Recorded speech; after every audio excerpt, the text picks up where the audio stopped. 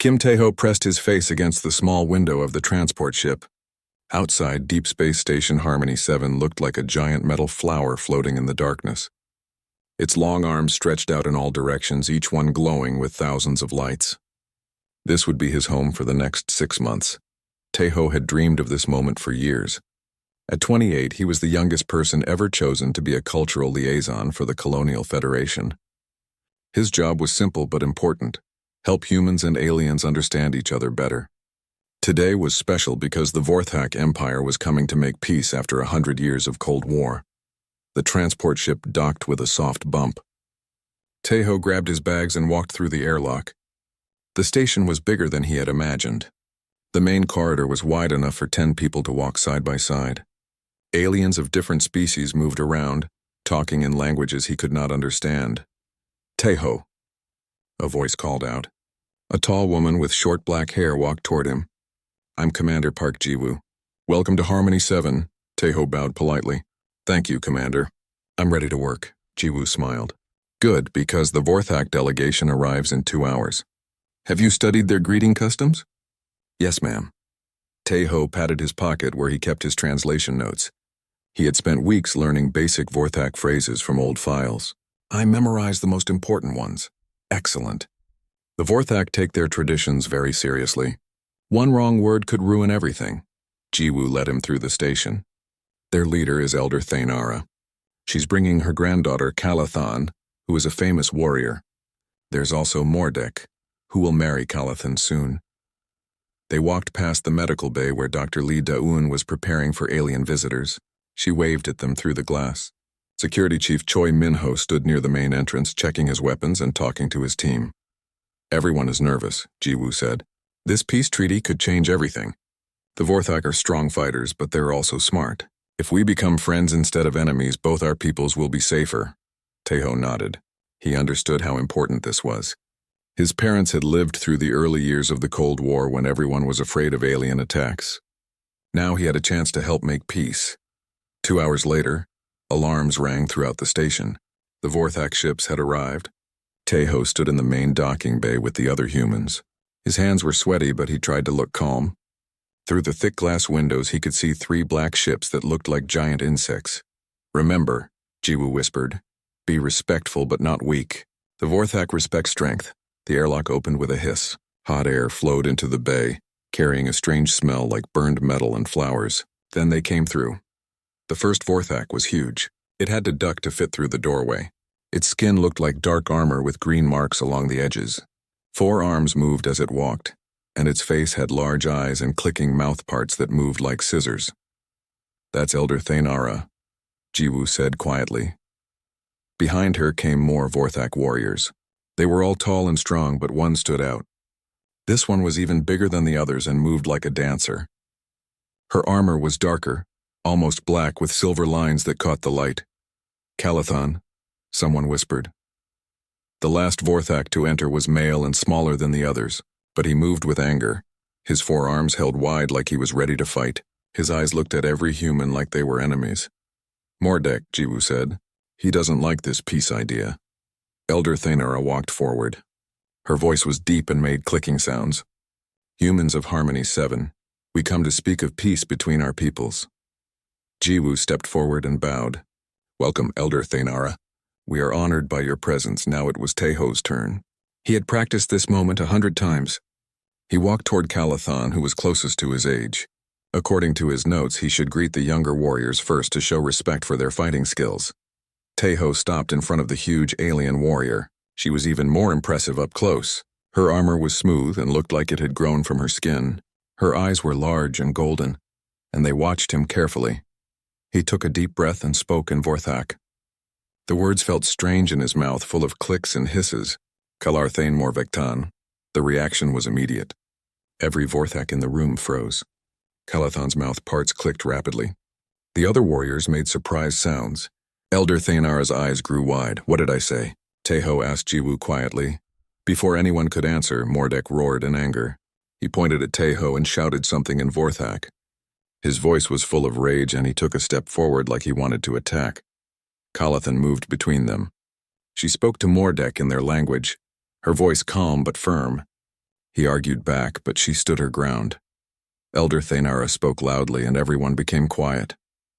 She looked at Taeho with what might have been surprise or amusement.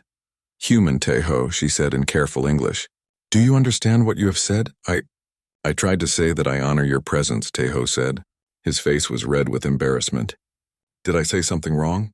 "You said something very interesting," Elder Thaynara replied. "In our old language, you said, 'I claim you as my battlemate for eternity.' You have proposed warrior bond to Kalathan." The human delegation gasped.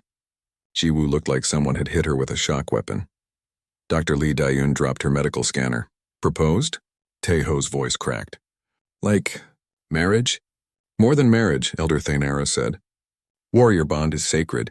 It cannot be taken back. Kalathan must now choose. Accept your proposal or let Mordek challenge you to death combat for the insult." Mordek stepped forward again, his hands moving to his weapons. He spoke quickly in Vorthak, clearly asking for permission to fight, but Kalathan surprised everyone. She looked at Taeho for a long moment, her golden eyes studying his face. Then she spoke to her grandmother in their clicking language. Elder Thaynara's mouth parts moved in what might have been a smile. "Kalathan says she will consider your bold proposal, human. She requests time to evaluate your worthiness as a battlemate. But I didn't mean—" Taeho started. "Intention matters little," Elder Thaynara said. "The words have power. By our law, you are now engaged to my granddaughter until she decides otherwise." Jiwoo stepped forward quickly. "Elder Thaynara, surely we can resolve this misunderstanding." "There is no misunderstanding," the elder said firmly. "Your young warrior has shown great courage to claim our finest fighter. We will honor the old ways. Kalathan will test him, and we will see if he is worthy." Kalathan walked closer to Taeho. She was so tall that he had to look up at her. When she spoke, her English was slow but clear. "Tomorrow we begin," she said. "I will learn if you are strong enough to be my mate." As the Vorthak delegation was led to their quarters, Taeho stood frozen in place. In one moment, he had gone from cultural liaison to accidentally engaged to an alien warrior princess. "Well," Jiwoo said after a long silence, "this is not how I expected the peace talks to begin." Taeho could only nod. His simple greeting had just created the biggest diplomatic crisis in human history. And somewhere in the station, a 7-foot-tall alien warrior was planning to test if he was worthy to be her husband. His first day on the job was definitely not going as planned. Taeho woke up to find a dead robot outside his door. The training dummy had been torn apart with what looked like claws. Its metal head was missing and sparks still came from the broken wires in its chest. "What in the world?" he muttered, stepping carefully around the destroyed machine. Dr. Lee Da-eun hurried down the hallway with her medical bag. When she saw the robot, she stopped and stared. "Did you do this?" she asked. "No, I just found it here." Taeho rubbed his eyes. He had barely slept after yesterday's disaster. Why would someone leave this outside my room? Da-eun pulled out her scanner and examined the dummy. "These claw marks match Vorthak hands. Someone very strong did this." She looked at Taeho with concern. "I think your fiancé left you a present." Before Taeho could respond, heavy footsteps echoed in the hallway. Kalathan appeared around the corner, walking with the smooth grace of a predator. She wore simple black clothing that showed her powerful arms and legs. Her golden eyes found the destroyed dummy and then looked at Taeho. "You found my gift," she said in her careful English. "Gift?" Taeho squeaked. Kalathan's mouth parts clicked, which Da-eun had told him might mean happiness or hunger. He hoped it was happiness. "I hunted all night to prove my skill to you," Kalathan explained. "The metal prey was strong, but I was stronger. This shows you that I can provide for our nest." Da-eun whispered to Taeho. "I think she's trying to be romantic." "Romantic?" Taeho stared at the sparking robot parts. "She destroyed station property." "In her culture, this probably means she likes you," Da-eun said quietly. "The Vorthak show affection through displays of strength." Kalathan stepped closer. She was so tall that Taeho felt like a child next to her. "Today we eat together. I will test your stomach strength."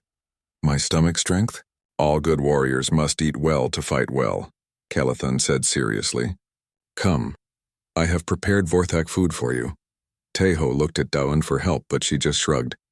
"Good luck," she whispered.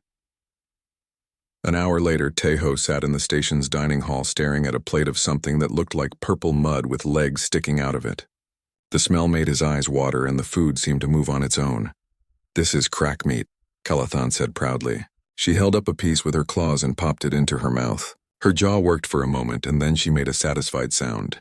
"Very good for making strong children." Teho's face turned red. "Strong children?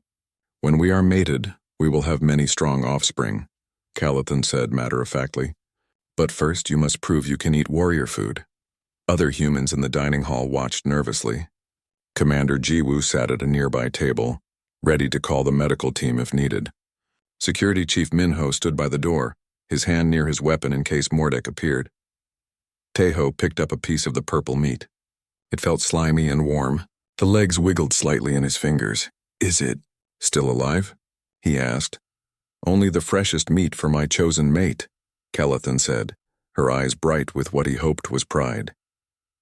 Teho closed his eyes and put the meat in his mouth. The taste was like rotten fish mixed with burning plastic. The texture was worse. It felt like chewing on a rubber ball filled with thick soup. He forced himself to swallow and immediately felt his stomach rebel. "Delicious," he croaked, trying not to throw up. Calathan's clicking increased. "You are stronger than I thought. Most humans would be sick by now." "Ha, yes, very strong stomach," Teho managed, reaching for water. For the next hour, Calathan fed him various Vorthak foods. Each one was worse than the last. There was something that looked like green eggs but smelled like old socks. Another dish appeared to be noodles, but they moved like worms and tried to crawl off his plate. By the end of the meal, Teho's face was green, and he was sweating heavily. But he had eaten everything Calathan gave him. She seemed impressed. "You have good warrior spirit," she said, reaching across the table to pat his head with one of her massive hands. "Tomorrow we test your fighting skills." "Fighting skills?" Teho's voice was weak. "All mates must know combat," Calathan explained. "I will teach you Vorthak battle ways. Then you can protect our young when I am hunting." The next morning, Teho found himself in the station's gym wearing protective gear. Calathan stood across from him wearing only her natural armor. She looked like she could break him in half without trying. "First lesson," she said, "blocking strikes." Before Teho could ask what that meant, Calathan's fist flew toward his head. He barely got his arms up in time. The impact sent him sliding across the floor. "Good reflex," Calathan said approvingly. Again. For the next hour she attacked him over and over. Each time Teho barely managed to block or dodge. His arms felt like they were made of jelly, and his legs shook with exhaustion. But something strange happened. He started to get better. His movements became quicker, more natural. "You learn fast," Calathan said as they took a break. "Most humans are too slow to fight Vorthak enemies." "Why do I need to fight Vorthak enemies?" Teho panted. "When we are mated, my enemies become your enemies," she explained simply. "Mordek will try to kill you. Other warriors may challenge our bond. You must be ready." That evening, Calathan appeared at Teho's quarters again. This time she carried a bundle of metal rods and strange instruments. "What are those?" he asked. "Music makers," she said. "I will sing you the song of my victories." What followed was the most terrifying 30 minutes of Teho's life. Calathan's singing sounded like a cross between a dying whale and grinding metal.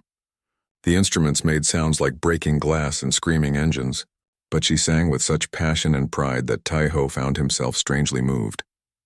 The song told the story of a great battle where Calathan had defeated 50 enemies to save her clan. Her voice rose and fell with the drama of the fight. When she finished, her golden eyes shone with emotion. "That was very impressive," Teho said honestly. "You really think so?" For the first time, Calathan sounded uncertain. "Mordek says my war songs are too soft." "No, it was powerful," Teho assured her. "I could feel the emotion in it." Calathan's clicking became gentler, almost like purring. "You understand, warrior heart. This is good sign." As the days passed, the strange courtship continued. Every morning, Teho found new gifts outside his door. Destroyed training equipment, dead space vermin, and once an entire broken security panel that Calathan had somehow removed from a wall. She continued their daily meals, gradually introducing him to less horrifying Vorthak foods. She discovered that he could handle spicy dishes better than most humans, which seemed to please her greatly. Their combat training evolved too. Calathan began teaching him actual techniques instead of just testing his reflexes. She showed him how to use his smaller size as an advantage, how to dodge instead of blocking, and how to think faster than stronger opponents. Humans are clever fighters, she observed one day after he managed to trip her using a move she hadn't expected. You do not have strength, but you have, what is word, cunning. Thank you? Tejo wasn't sure if that was a compliment, but the most surprising part was their conversations. Between the combat training and terrifying meals, Calathon began asking questions about human culture. She wanted to know about human families, human art, and human ideas about love. Vorthak males choose females for strength and fighting skill, she said one evening. But humans choose for feelings? Sometimes, Tejo said carefully. We call it love. It's when you care about someone so much that their happiness becomes more important than your own. Calathon was quiet for a long moment. This love feeling, it is weakness? No, Tejo said firmly. It's a different kind of strength. When you love someone, you'll fight harder to protect them than you would fight to protect yourself. Interesting, Calathon murmured. Mordek says feelings make warriors soft. What do you think? Tejo asked. Calathon looked at him with those golden eyes. I think Mordek may be wrong about many things. Meanwhile, the peace talks were not going well. Mordek opposed every suggestion for cooperation. He argued that humans were too weak to be trusted allies. Elder Thane Ara seemed torn between tradition and the possibility of a new kind of relationship with humanity. Dr. Dayun spent her time studying Vorthak culture, looking for a way to break the accidental engagement without causing a war. Commander Jiwoo grew more stressed each day as the negotiations stalled. But something unexpected was happening. Other humans on the station began to notice changes in Tejo. He was stronger from the combat training, more confident from surviving Calathon's tests, and more thoughtful from their conversations about different cultures. You're handling this better than I expected, Dayun told him one evening. She's not what I thought she would be, Tejo admitted. Under all that warrior armor, she's actually quite thoughtful. She asks good questions about why humans do things the way we do. And you? Dayun asked carefully. How do you feel about her? Tejo was quiet for a moment. I'm starting to think I accidentally proposed to the wrong alien warrior for the right reasons. 3 weeks into his accidental engagement, Tejo discovered that Calathon could not sleep. He found her in the station's observation deck at 2 a.m, staring out at the stars through the large windows. Calathon, are you okay? She turned at the sound of his voice. In the dim light from the stars, her golden eyes seemed to glow. I do not disturb you? No, I couldn't sleep either. Tejo walked over and sat in a chair near her. She was so tall that even sitting, she was almost at his eye level. What are you thinking about? Home, she said quietly. My world has 3 moons. At night, they make the sky bright silver. Here there is only darkness and small lights. Do you miss it? Calathon was quiet for a moment. I miss the parts that were good. The hunting grounds where I learned to fight. The crystal caves where my sister and I would hide from our teachers. The sound of my clan singing together after victories. But not everything? No, her voice became harder. I do not miss the constant fighting. The males who think strength is only about hurting others. The elders who say females must choose mates based on who can kill the most enemies. Tejo leaned forward in his chair. Is that why you don't want to marry Mordek? Mordek believes might makes right, Calathon said. He thinks weak creatures should serve strong ones. He would make me a trophy wife who bears strong children and stays quiet during important decisions. That doesn't sound like you at all. Calathon's clicking sound was softer than usual. You see this after only 3 weeks. Mordek has known me for 50 years and still thinks I will be happy as his silent mate. They sat in comfortable silence for a while, watching the stars. Finally, Calathon spoke again. May I ask you something about human customs? Of course. When humans choose mates, they consider many things besides strength, yes? Yes. We look for kindness, intelligence, humor, shared interests, someone who makes us feel happy and complete. Complete? Calathon repeated the word carefully. Like they fill in the parts of yourself that are missing, Tejo explained. Someone who makes you want to be better than you are. And if the female is stronger than the male, this is acceptable? Tejo smiled. Some of the happiest human couples I know have strong women and gentle men. Strength comes in many forms. Calathon seemed to think about this for a long time. In your accidental proposal, you used old Vorthak words. Where did you learn them? From translation files that were over 100 years old, Tejo admitted. I guess the language has changed since then. The old language is more How do you say? Romantic, Calathan said. It spoke of partnerships between equals, not ownership of the weak by the strong. Modern Vorthak has forgotten these ideas. Maybe that's why the words had such power, Teho suggested. Perhaps. Calathan looked at him directly. Would you like to learn more of the old language? The real words, not just greetings? I would like that very much. The next day, their routine changed. Instead of just combat training and terrifying meals, Calathan began teaching Taiho about Vorthak culture. She showed him how to read their ancient writing, which looked like beautiful flowing lines that told stories and pictures. This symbol means strength, she said, drawing in the air with her claw, but not just physical strength. It means inner power, the strength to do what is right even when it is hard. Like moral courage, Teho said. Yes, that is the human word I was seeking. Calathan seemed excited. Humans understand this concept well. She taught him about Vorthak art, which was not just weapons and armor. They created incredible sculptures from crystallized sound waves, and their paintings told epic stories across dozens of connected panels. Their poetry was complex and beautiful when translated properly. Your people are artists as well as warriors, Teho observed as she showed him images on her personal device.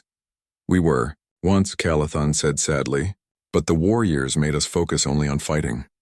Many of our artists became soldiers. Our poets wrote only battle songs. What about now? The war is ending. If the peace holds, perhaps we can remember who we were before we became afraid. In return, Taiho began sharing human culture with her. He showed her human music, which fascinated her. She especially loved classical music, saying it reminded her of Vorthak harmony singing. Your composers understand how sounds can create emotions, she said after listening to a symphony. This is very sophisticated. He taught her about human literature, starting with simple stories and working up to more complex books. She was particularly interested in stories about characters who chose their own destinies instead of following what others expected. This character, Elizabeth, she said after reading a romance novel, she refuses the rich male who would give her security, and chooses the one who respects her mind. Does that seem strange to you? No, Calathan said thoughtfully. It seems wise. A mate who does not value your thoughts will never truly know you. Their conversations grew deeper and more personal. Calathan told him about her childhood, growing up as the largest and strongest female in her generation. Other young Vorthak had been afraid of her, and adults had treated her like a weapon instead of a person. My sister Velnara was the only one who saw me as more than just a fighter, she said. She used to sneak me books from other worlds, stories about different ways of living. Is she the ship captain? Yes, she commands our fastest vessel. The elders disapprove, but she is too skilled for them to replace. Calathan's eyes showed pride. She taught me that strength should protect others, not dominate them. Teho shared his own struggles with being chosen for such an important job at a young age. Everyone expected me to fail. They thought I was too young, too inexperienced to handle alien diplomacy. But you are doing well, Calathan said. You treat me as an equal, not as a dangerous animal or a prize to be won. This shows wisdom. Even though I accidentally proposed to you, Calathan's clicking became gentle, almost musical. Especially because it was accidental. It means your words came from honest curiosity, not from calculation. Meanwhile, the peace negotiations were getting worse. Mordek continued to oppose every suggestion for cooperation between humans and Vorthak. He argued loudly in council meetings that humans were weak and untrustworthy. Dr. Daun had made an important discovery in her cultural research. She found Teho in the library one evening studying Vorthak grammar with Calathan. I need to talk to you both, she said urgently. I've been researching Vorthak bonding laws, and I found something interesting. They followed her to a private meeting room where she spread out her research on the table. The warrior bond proposal Teho accidentally made, she began. It's not just about marriage. In ancient Vorthak society, it was a political alliance between equals. Both partners kept their own authority and made decisions together. Modern Vorthak bonds are very different, Calathan said. Females are expected to follow their mate's wishes. Exactly, Daun continued. But Teho used the old words, which means the old laws apply. If you two actually bonded, Calathan would maintain her full status as a warrior and clan member. She wouldn't have to submit to anyone. That's why Elder Thanar looks so surprised, Teho realized. and why Mordek was so angry. He knows that if Calathon chooses the old-style bond, it sets a precedent, Daun explained. Other Vorthak females might start demanding the same rights. Calathon sat very still, processing this information. You are saying that accepting Teho's proposal would not make me weak, but would actually give me more power than I have now? According to your own ancient laws, yes. That night, Calathon came to Teho's quarters later than usual. She seemed troubled, her usual confident posture replaced by uncertainty. The information your friend shared today, she began. It changes things. How so? I have been thinking that if I refused your proposal and chose my own path, I would be free, she said. But Dr. Daun shows me that accepting might give me even more freedom. Teho felt his heart race. What are you thinking? I am thinking, Calathon said slowly, that you are not the wrong alien warrior after all. Perhaps I am not either. She moved closer, and for the first time since their accidental engagement, the height difference between them didn't seem important. Her golden eyes were serious and thoughtful. If we chose to make this bond real, she said carefully, it would not be because of tradition or accident. It would be because we have learned to understand each other. And because we've become friends, Teho added. More than friends, Calathon said quietly. At least I hope so. Teho reached out and touched one of her large hands with his smaller one. Her skin was warm and surprisingly soft beneath the armor-like surface. I hope so too, he said. But outside their growing understanding, danger was building. Mordek had grown tired of waiting for Calathon to reject the human proposal. Unknown to anyone else, he was making plans to end the engagement permanently, along with the peace talks that threatened his vision of Vorthak superiority. The real test of their bond was coming soon. The attack alarms woke everyone on Harmony 7 at 4 in the morning. Teho stumbled out of bed as red lights flashed in his quarters and the station's emergency voice echoed through the corridors. All hands to battle stations. Unknown ships approaching. This is not a drill. Teho pulled on his clothes and ran toward the command center. The hallways were full of people rushing to their emergency positions. He found Commander Jiwoo standing in front of the main tactical display, her face grim. What's happening? He asked. 3 pirate ships came out of hyperspace 20 minutes ago, Jiwoo said without taking her eyes off the screen. They're armed and heading straight for us. Pirates? Here? Teho was confused. This sector is supposed to be safe. That's what I thought too. Jiwoo touched her communicator. Minho, what's our defensive status? Security Chief Minho's voice crackled back. All weapons online, shields at maximum. But Commander, these aren't ordinary pirates. Their ships are too advanced, their formation too professional. On the tactical display, Teho could see the 3 attacking ships. They moved like hunters, coordinating their approach with military precision. Heavy footsteps in the corridor announced the arrival of the Vorthak delegation. Elder Thanara entered with her guards, followed by Calathon and Mordek. The Elder's face was serious as she studied the display. These are not random raiders, she said immediately. This is a planned attack. My thoughts exactly, Jiwoo agreed. But who would attack a peace conference? Mordek stepped forward. His 4 arms spread in what Teho had learned was a gesture of readiness for battle. Perhaps someone who does not wish this peace to succeed, he said, but his voice sounded strange, like he was trying not to smile. Calathon looked at Mordek sharply, her golden eyes narrowing. You seem unsurprised by this attack. I am always ready for battle, Mordek replied, unlike some who waste time with weak humans. The first explosion shook the station. Through the windows they could see energy beams striking the outer shields. The lights flickered and the deck trembled under their feet. Shields down to 80%, Minho reported. They're targeting our weapon systems. Can we call for help? Teho asked. The nearest Federation ship is 6 hours away, Jiwoo said grimly. We have to handle this ourselves. Elder Thanara spoke to her warriors in rapid Vorthak. They responded immediately, heading for the armory to get their weapons. But Mordek hesitated, speaking quietly with 2 of his supporters. Grandmother, Calathon said urgently. Something is wrong. Mordek knew this would happen. Before the Elder could respond, another massive impact hit the station. This time the artificial gravity fluctuated, making everyone grab onto nearby surfaces. Hull breach on level 7, someone reported. The pirates are boarding us. How is that possible? Jiwoo demanded. Our shields should stop boarding pods. Dr. Dalyun's voice came over the communicator from the medical bay. Commander, I'm reading strange energy signatures near the breach point. Someone disabled our shield generators from the inside. All eyes turned to Mordek. His confident expression had changed to one of anger and defiance. You did this, Calathon accused him, her voice deadly quiet. I saved our people from dishonor, Mordek snarled back. These humans make us weak with their talk of peace and cooperation. We are warriors, not diplomats. You betrayed your own people. Elder Thanara's voice was filled with rage. I protected them, Mordek shot back. When this station falls, the humans will see how weak they really are. The peace talks will end and we will remain strong. Another explosion rocked the station. Through the communicator, they could hear weapons fire and shouts as the pirates fought their way through the corridors. Security teams to level 7, Minho ordered. All civilians to emergency shelters. But Calathon was already moving.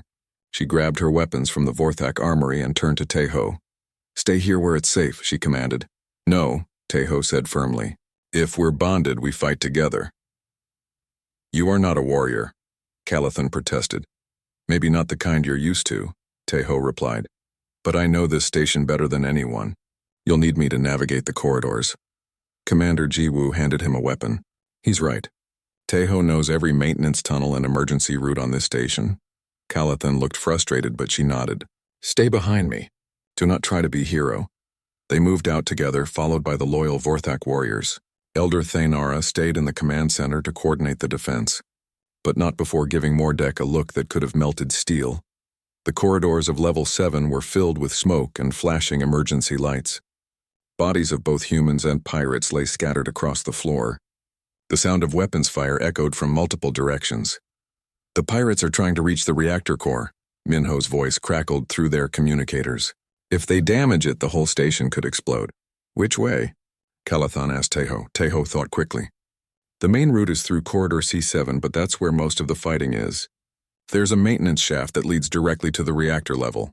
Show me. They made their way through the damaged station, avoiding the heaviest fighting.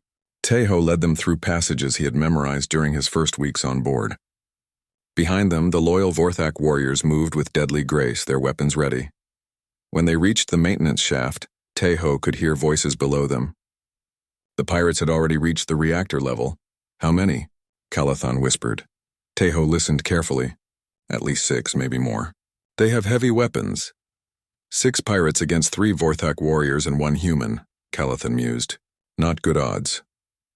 For them, Tejo said with more confidence than he felt. Calathon looked at him with surprise and something that might have been pride.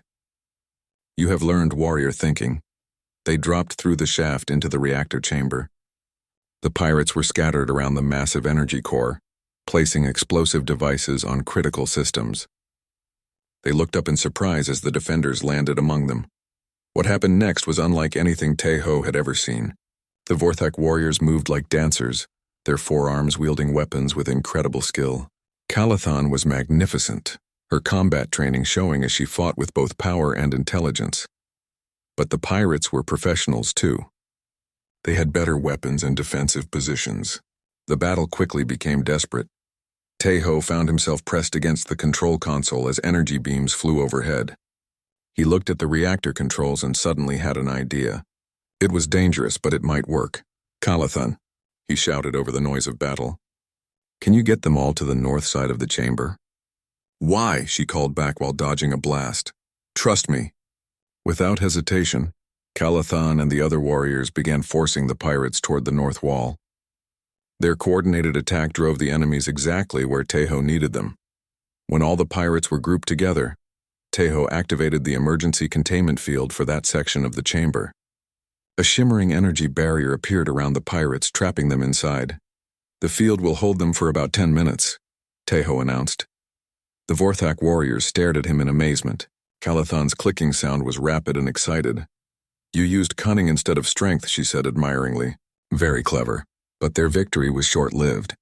The communicator crackled with bad news. All teams, this is the command center. Elder Thanara's voice was urgent. Mordek has escaped custody and is heading for the Vorthak ships. He's trying to flee before the pirates destroy the station. And Elder Thanara? Calathon asked. She's trapped in the command center. Jiwoo's voice answered. The blast doors are jammed and there's a fire blocking the other exits. Kalathan and Taeho looked at each other. They both knew what they had to do. The command center is 3 levels up, Taeho said. But the main elevators are damaged. There must be another way, Kalathan insisted. Taeho thought for a moment, then his face lit up. The cargo lift system. It's manual, but it goes directly to the command level. They raced through the station, which was now filling with smoke from multiple fires. The cargo lift was an old-fashioned platform that moved between levels using pulleys and cables. It was slow, but it still worked. As they rode the platform upward, Kalathan spoke quietly. If we do not survive this, she said, I want you to know that these weeks with you have been the happiest of my life. We're going to survive, Taeho said firmly. Both of us. How can you be certain? Taeho smiled at her. Because we're stronger together than apart. That's what humans call love. Kalathan's golden eyes grew bright. Then I think I understand love now. The platform reached the command level just as the station shook with another massive explosion. They could see fire and smoke pouring from the command center. Through the windows they saw Elder Thaynara and the remaining humans trapped inside, trying to fight the spreading flames. The fire suppression system is offline, Taeho observed. But if we can reach the manual controls, I will clear a path, Kalathan said, hefting her weapons. No, wait. Taeho studied the situation more carefully. The fire is chemical-based. Your weapons might make it worse, but I know another way. He led her to an emergency panel and began rerouting power systems. Within minutes, the station's backup atmospheric processors activated, sucking the smoke and flames away from the command. The captured pirates revealed everything under questioning. They had been hired by Mordek 3 weeks ago, before the peace talks even began. His plan was simple. Make the negotiations fail by showing that humans were too weak to protect themselves, let alone serve as allies to the mighty Vorthak Empire. But the plan had backfired completely. The coward fled in a stolen shuttle. Captain Velnara reported to the assembled group in the repaired command center. My ships tracked him to the edge of the system before he jumped to hyperspace. Elder Thaynara sat in the center of the room, her golden eyes thoughtful. Around her, both human and Vorthak officials waited for her judgment. The failed attack had left 12 people injured and significant damage to the station, but it had also revealed something important about the partnership between the two species. Tell me about the battle, the Elder commanded. Commander Jiwoo stepped forward. Elder, your warriors and our people fought side by side. Without their strength and our technical knowledge, we would have lost the station. The human Taeho showed remarkable courage, added one of the Vorthak warriors. He used intelligence where others might have used force. His tactics saved many lives, and Kalathan? Elder Thaynara asked, looking at her granddaughter. She adapted her fighting style to work with human defenders, Dr. Dayun reported. She protected non-combatants and used strategy instead of just raw power. Together, they were more effective than either could have been alone. Elder Thaynara nodded slowly. This is what I observed as well. The cooperation between species created strength that neither possessed individually. She stood up, her impressive height making everyone else look small. Mordek believed that showing human weakness would prove Vorthak superiority. Instead, he has shown me that our peoples have different strengths that complement each other perfectly. Taeho felt Kalathan's large hand squeeze his gently. Over the past month, he had learned to read her expressions. Right now, she was nervous but hopeful. Granddaughter, Elder Thaynara said formally, you have had time to consider the human's proposal. What is your decision? The room became completely silent. Even the soft hum of the station's system seemed to quiet down. Kalathan stood up, her full height making her tower over everyone else. I have learned much about humans during these weeks, she began, her English clear and strong. They are not weak, as some believed. They are different. Where we use strength, they use cleverness. Where we value honor in combat, they value honor in protecting others. She looked down at Taeho, her golden eyes warm. This human accidentally proposed to me, but I think the accident was meant to happen. He has shown me that a true mate is not someone who dominates you, but someone who makes you better than you could be alone. Elder Thaynara's clicking sound was barely audible. And your choice? I accept Taeho's proposal, Kalathan announced. But I claim the ancient right of warrior bond, where both mates remain equal partners. A murmur went through the Vorthak delegation. Several of the younger warriors looked excited, while some of the older ones seemed shocked. You realize what this means? Elder Thanar asked seriously. If I accept this ancient bonding, it sets precedent for all future Vorthak marriages. Females will be able to choose their own mates and maintain their independence. Yes, grandmother, Calathan said firmly. It means we stop treating our females like property and start treating them like the warriors they are. Elder Thaynara was quiet for a long moment. Then, to everyone's surprise, she began to laugh. The sound was deep and musical, like rocks falling into a deep pool. Mordek's plan has failed in every possible way, she said with obvious amusement. He wanted to prevent change, but instead he has given me the perfect reason to embrace it. She walked over to Teho, who had to crane his neck to look up at her towering form. Human Teho, she said formally, do you accept warrior bond with my granddaughter under the ancient laws? Do you promise to stand as her equal partner? To fight beside her, to respect her strength, and to share all decisions that affect your lives together? Teho's heart was beating so fast he thought it might explode. A month ago, he had been a nervous young diplomat trying not to make mistakes. Now he was about to become the first human to marry into Vorthak nobility. I do, he said, his voice steady despite his nerves. And do you, Calathan, accept this human as your warrior mate under the ancient laws? I do, Calathan replied without hesitation. Elder Thaynara raised her forearms high above her head. Then by the old laws, by the strength you have shown together and by the courage you have both displayed, I declare you bonded as warrior mates. May your partnership bring honor to both your peoples. The Vorthak warriors began a rhythmic clicking that built into a thunderous celebration.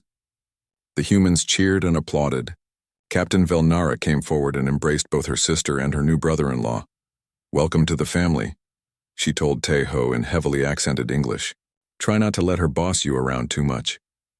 I heard that, Calathan said, but her clicking showed she was amused. Commander Jiwoo stepped forward with a smile. I think this calls for a celebration, but first we need to finish the peace negotiations.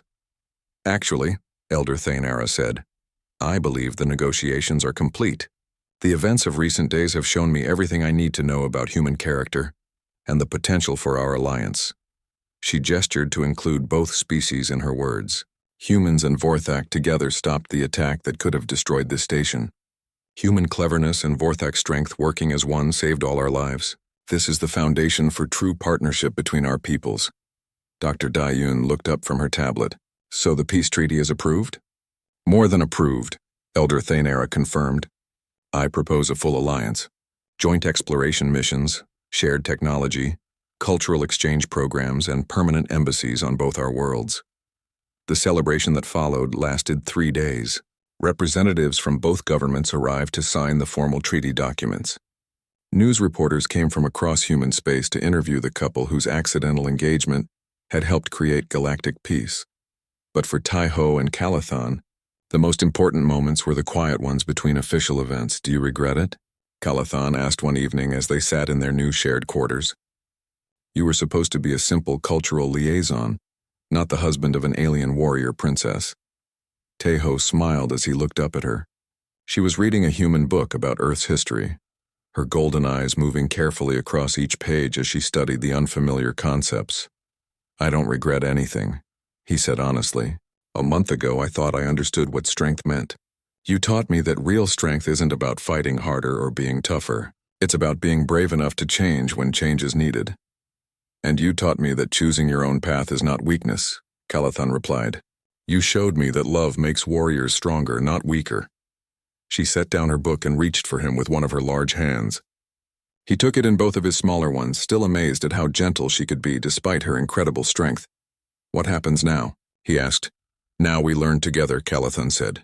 I want to see your Earth, meet your family, understand more about human culture. And you will come to my world, hunt in our crystal caves, learn to sing proper Vorthak war songs. I'm still terrible at singing Vorthak war songs. You will improve, she said confidently. I am excellent teacher. And after that? Calathan's clicking became soft and musical. After that, we help build the future. Human and Vorthak children will grow up knowing both our languages, both our ways of thinking. They will be stronger than either of us alone. Just like their parents, Teho said. Just like their parents, she agreed. 6 months later, The first joint human Vorthak exploration ship launched from Harmony 7.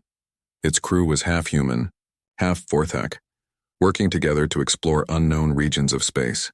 The ship's two captains were a young human cultural liaison and his warrior mate, an alien princess who had chosen love over tradition. Their daily reports back to both governments were professional and detailed. But their personal messages to friends and family were full of joy, discovery, and the kind of partnership that proved some accidents were really destiny in disguise. And every morning, Tejo still woke up to find small gifts outside their quarters, not destroyed training equipment anymore, but beautiful crystal formations that Calathon collected from each new world they visited. Each one was a reminder that the best relationships grew stronger, not in spite of their differences, but because of them. In the end, the wrong alien warrior had turned out to be exactly the right one after all.